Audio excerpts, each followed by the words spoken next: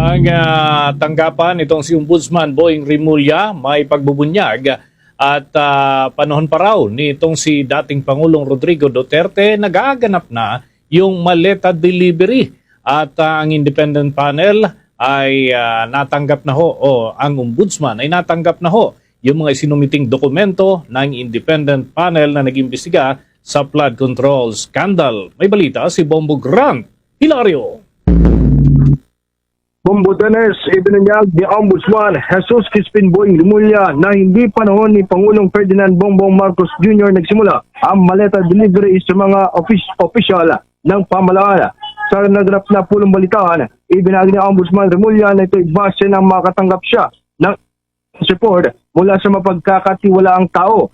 Ayon anya sa impormasyon, ang isa sa malarawan o picture nakapaloob sa joint affidavit na nagpakilalang 18 dating sundalo ay kuha pa mula noong panahon ni former House Speaker Lord Alan Velasco na tinutukoy ay nagpapakita ng sinasabing delivery ng mga maleta na pinaniniwalaang may lamang pera. Narito ating panggan si Ombudsman Jesus Crispin Boying Rimulya ukol sa kanyang mga revelasyon sa naganap na pulong balitaan. Sige. There was a delivery done in of the 18 Marines, supposedly the joint affidavit of the 18 Marines pointed to a delivery to one of the Congress persons, no? One of the congressmen or congresswomen. But when we investigated that angle, it appears that this delivery was done during the time of Speaker Lord Velasco. That picture that was put in the affidavit was done during the time of Speaker Lord Velasco. So, it is not an entirely accurate depiction of even pictures. Kung kaya, ayon kay Ombudsman Rimulya na ipinapakita rito ang pagmamanipula sa katotohanan na kapaloob sa salaysay ng naturang grupo. Pinaglalaroan niya ang timeline ng mga kaganapan ginamit na nangyari noon pang bago mo po ang kasalukuyang Pangulo. Subalit paglilinaw niya ang isa lamang ito sa mga pictures na nakalagay o nakapaloob sa joint affidavit ng ex-Marines. At hindi ibig sabihin, pati ang iba pang malarawan ay kasama sa sinasabing maleta delivery na nagrap doon pang bago mag-2022. Narito muli si Ombudsman Jesus Crispin Boying Rimulya. What you see here is really a manipulation of facts to make it appear that that was that. But actually, they were playing with timelines. And this is one timeline that they played with, that this happened before the term of President Marcos. Some of them, at least, one picture that showed, that was used in the affidavit, would show us that it was done during the time of Lord Velasco as Speaker of the House. At least just one of them. I'm not talking about the others, but there was one picture there that was put in the affidavit that was actually taken before we assumed office.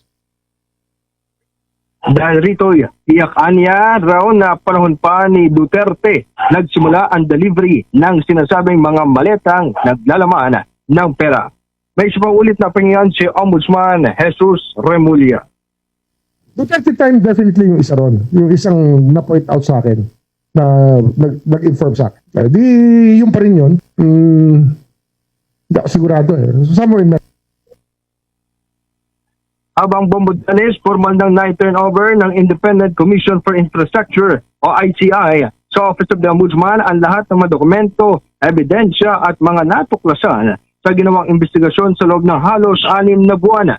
Kung susumahin, inaisumite ng Independent Commission for Infrastructure ang 9 na referral sa Ombudsman ukol sa 65 individual hiniling maimbestigahan para mapakasuhan sa pagkakadawit ito sa manumanyang mga infrastructure projects.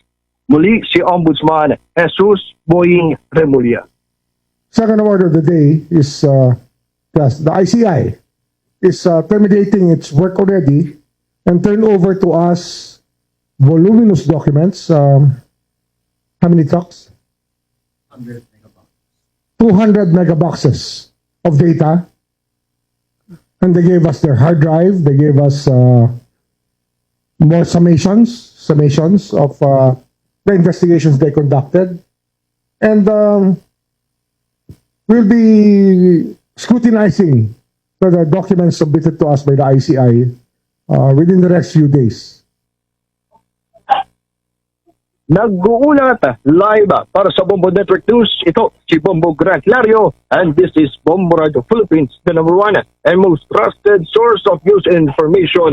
Basta Radio Bombo. For the most trusted source of news and information, visit our website at www.bomboradio.com. Follow us on Bombo Radio mobile app, Facebook, YouTube, TikTok, and X, formerly Twitter. Like, share, and stay connected. Anytime, anywhere.